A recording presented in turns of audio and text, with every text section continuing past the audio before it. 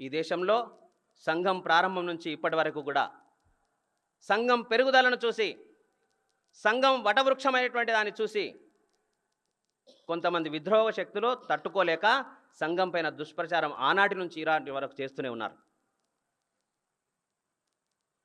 మొన్న ఎన్నికలు జరిగిన సమయంలో సంఘం యొక్క సిద్ధాంతం తెలుసు, సర్వాంగీణ ఉన్నతి కోసం నిరంతరం పనిచేస్తున్నటువంటి సంస్థలో ఆ సంఘం పైన దుష్ప్రచారం చేశారు. సంఘం రిజర్వేషన్లకు వ్యతిరేకమని చెప్పారు.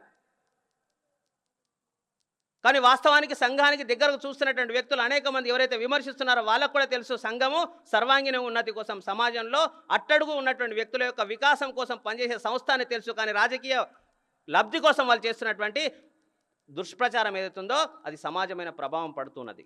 సత్యమైనప్పటికీ 1981 సంవత్సరంలో అఖిల భారతీయ ప్రతినిధి సభలో రిజర్వేషన్ల పైన రెజల్యూషన్ పాస్ చేసిన సంఘం ఆ రోజు నుంచి అవసరాన్ని బట్టి అనేక సార్లు 5-6 సంవత్సరాలకు ఒకసారి రిజర్వేషన్ల పైన స్పష్టత ఇస్తూనే ఉన్నారు. పరంపూజిన సరసంఘ చాలక్జీ మొన్నటికి మొన్న తెలంగాణ ప్రాంతానికి వచ్చి సామాజికంగా అట్టడుగు వారుగా ఎవరైతే ఎప్పటి వరకు అయితే వాళ్ళకి సామాజికంగా దూరం ఉంటారో అప్పటి వరకు ఈ రిజర్వేషన్ వర్తిస్తుంది. రాజ్యాంగం కల్పించినటువంటి అన్ని హక్కులకు సంఘము సమర్థిస్తున్నది, దానికోసం నిరంతర కృషి చేస్తుందని స్పష్టంగా చెప్పినప్పటికీ ఇంకా ఈ సమాజంలో సంఘం పైన దుష్ప్రచారం చేసేటువంటి ప్రయత్నము అనేక విద్రోహకర శక్తులు పనిచేస్తున్నాయి. అలాగే దేశాన్ని ఎలా అయితే సంఘ ప్రారంభం ద్వారా, సంఘం అయితే ఆలోచన ద్వారా దేశం ఉన్నత స్థితికి వెళ్తుంది, ఇలాంటి ఆలోచనలు వచ్చిన తర్వాత ఇప్పుడున్నటువంటి ప్రస్తుత రాజకీయమైనటువంటి ఎవరైతే పరిపాలకులు ఉన్నారో ఆ పరిపాలకులు కూడా భారతీయ అస్తిత్వానికి ఆధారంగా వాళ్ళ నడవడిక ఉన్నది. గతంలో మన దేశానికి చూడడానికి వచ్చినప్పుడు, ఈ దేశాన్ని సందర్శించడానికి వచ్చినప్పుడు ఈ దేశ అస్తిత్వాల యొక్క చిహ్నాలకు సంబంధించినటువంటి దర్శనం కలిగేది కాదు. ఇప్పుడు ప్రస్తుతం మన దేశానికి వస్తున్నటువంటి పర్యాటకులు ఎవరైతే ఉన్నారో, దేశాన్ని సందర్శించడానికి ఎవరైతే వస్తున్నారో భారతీయతను కొట్టొచ్చే విధంగా వాళ్ళకి అర్థం చేయించేటువంటి నాయకత్వం కనబడుతుంది ఈరోజు. మొన్న జపాన్ ప్రధాని వచ్చారు, కాశీలో ఉన్నటువంటి గంగాహారతిని చూపించారు, అతనికి భగవద్గీత ప్రదానం చేశారు. G20 సమావేశంలో మన ధ్యేయవాక్యాన్ని అక్కడ ఆధారం చేసుకున్నారు, వసుదైక కుటుంబకం అని చెప్పేసి. అలా సమాజంలో ఎప్పుడైతే హిందూ సమాజంలో సంఘటిత భావము, హిందువులాగా తయారు చేసేటువంటి పద్ధతులు అవుతుందో సమాజంలో నిర్మాణం చేసిన కారణంగా పరిపాలకులు ఉన్నటువంటి వ్యక్తుల్లో కూడా మార్పు వస్తున్నది. కాబట్టి ఇంత మార్పు జరుగుతున్నప్పటికీ ఈ దేశంలో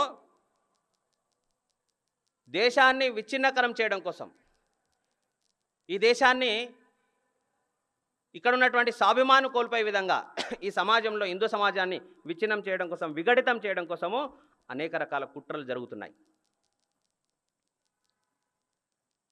మిషనరీస్ పేరుతో ఈ దేశ వాసుల్లో సంస్కృతికి, ఈ దేశానికి, ధర్మానికి దూరం చేయడం కోసము మతం మార్పిడి చేస్తున్నారు. ఈ మతం మార్పిడి చేయడమే కాకుండా ఈ దేశానికి వ్యతిరేకమైనటువంటి ఆయుధంలాగా తయారు చేసి ఈ దేశం పైన వదులుతున్నారు. అంతేకాదు ఈ దేశంలో జనాభా అసంతులనం పేరుతో హిందూ సమాజం యొక్క సంఖ్యను తగ్గించడం కోసము లవ్ జిహాద్ పేరుతో, ల్యాండ్ జిహాద్ పేరుతో రకరకాల పద్ధతుల్లో ఈ సమాజంలో ఉన్నటువంటి హిందూ సమాజం యొక్క జనసంఖ్య తగ్గిస్తూ వాళ్ళ జనసంఖ్య పెరుగుతూ భూమిని ఆక్రమించుకున్నటువంటి ఒక వర్గం ఈ దేశంలో పనిచేస్తున్నది.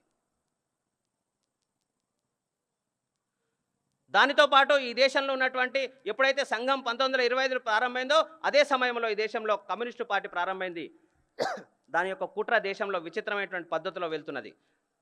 దానికి కల్చరల్ మార్కిజం అంటాం.